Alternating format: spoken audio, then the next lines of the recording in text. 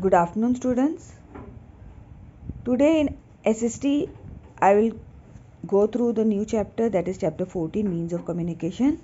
I'll briefly explain you about it. Okay. In detail, I have already explained it in the class.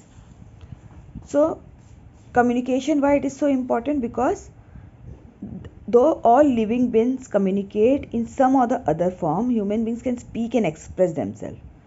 So, to speak and express oneself, one have to communicate, talk to each other, or with feelings, they can, with gestures, anything can be there.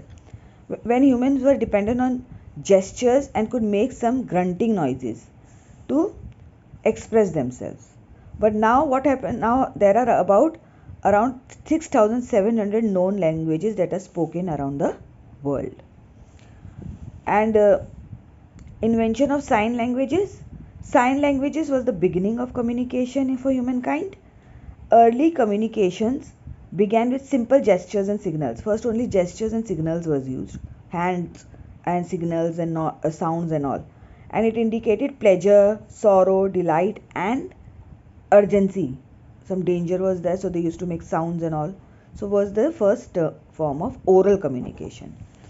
Then the development of language took place. This man slowly and gradually invented a few specific sound arrangements. He used to make some special sound on special occasions, special emotions, and this led to the development of dialects. Then came the invention of writing. They started, whatever they saw, they started to depict the objects in the form of symbols, and they refined into letters and words later on.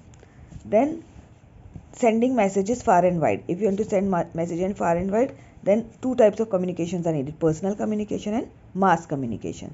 So earlier sending message to people was very cumbersome, it was very difficult.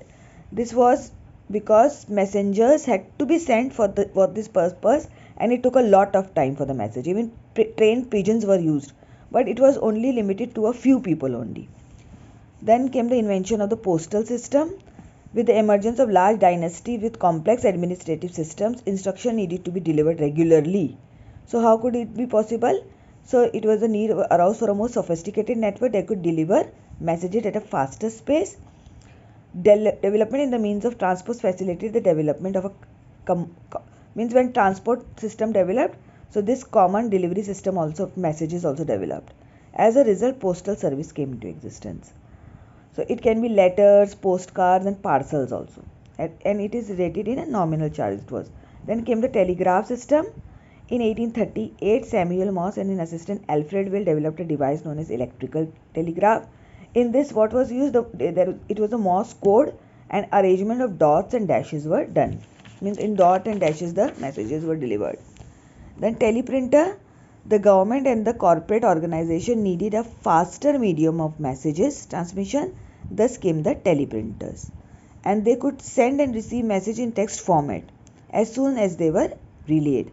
Means in text messages the messages were sent, and it was very useful in the industries and government departments. Then telephone was very popular as a communication device. Telephone needs no introduction today.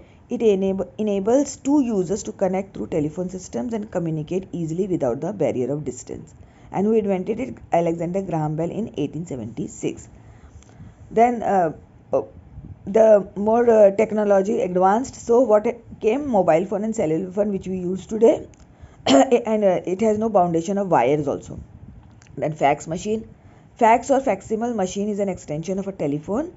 It is used for transmitting it was printed material. Means for printed material it was transmitted, and same replica whatever it was transmitted was sent to the pictures, messages, pictures of printed material was sent to the user.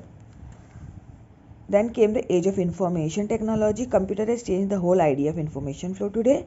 Once a computer is connected to network system like intranet or internet. Now what is intranet? It is a closed group of computer network system. Means for limited people, though they can share data and any other information within the group like banks and railways. And internet, it is a system for the connect computer to a global network. Means it is for the large network, and this system is very wide and give access to information on a large scale. And it connects to the World Wide Web, and the users perform a variety of tasks through this. Some of them are briefly described below. So all these are there. Email is there. You can send email, video conferencing, and flow of information like Google's and all, and networking site like Facebook and Twitter. So this today I've explained you about it. Mass communication, I'll explain it afterwards.